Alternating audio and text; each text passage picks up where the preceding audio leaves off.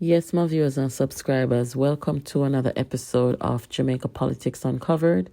In this one, we are going to look at the rise and fall of Jolyan Silvera, the former Member of Parliament of the People's National Party, a current member of the People's National Party, chairman of the Founders Group, and political activist. Up until the day he was charged with murder. Jolyan Silvera is 52 years old and he hails from the parish of St. Mary.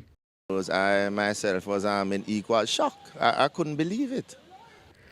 Silvera entered representational politics in 2011, where he won the seat in Western St. Mary.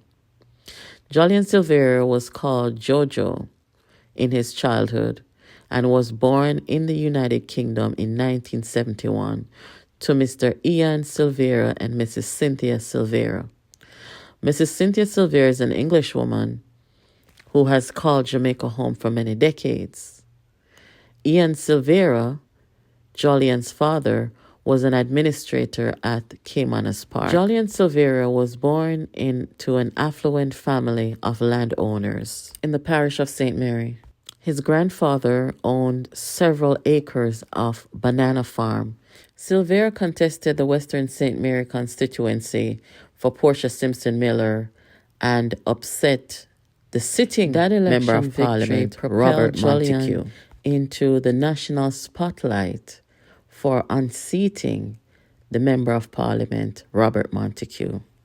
In the 2016 general election, Montague made a comeback by unseating Silvera by over 3,000 votes. Silvera was not picked in the 2020 general election to represent the People's National Party in Western St. Mary. Silvera married Melissa Walter in 2015, his second marriage. He and Melissa shared 4 children. Jolyan had a daughter from his first marriage. Tragedy struck in 2017 when 2-year-old Justin Silvera drowned in the pool at their Stony Hill residence in St. Andrew. In 2019, Jolyan Silvera joined the Rise United movement in the PNP when Peter Bunting challenged the sitting leader, Dr. Peter Phillips. Jolyan Silvera has been a strong supporter of the current leader of the PNP, Mark Golding, who is also a fellow Rise United member. Jolyan was seen often with Mr. Golding on the campaign, on the island-wide tours, meeting with party members and supporters, and even playing the role of security to the opposition leader of Jamaica, Mr. Mark Golding.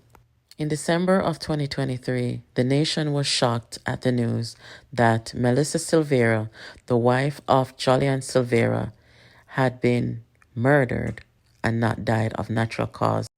Leader of the opposition, Mark Golding, was the first to announce the death of Melissa and wished condolences to Jolyan Silvera. He has since edited the Facebook post to wish the Silvera family condolences.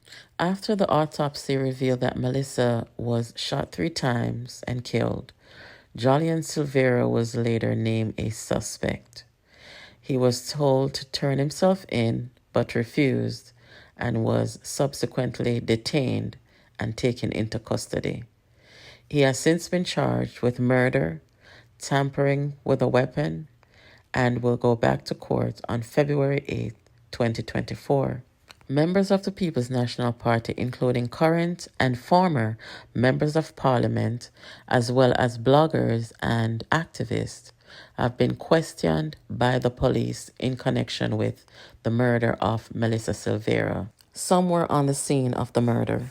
In essence, they are part of the investigation. One of the bloggers, who is now called Miss Lick a Bit of Blood, reported on social media that she was at the scene and that she observed a little bit of blood coming from the nose of Mrs. Silvera, and she diagnosed her with aneurysm. Quote, "We saw a little bit of blood coming from her nose and we thought that it was aneurysm." It is unclear whether we included a medical doctor or a pathologist.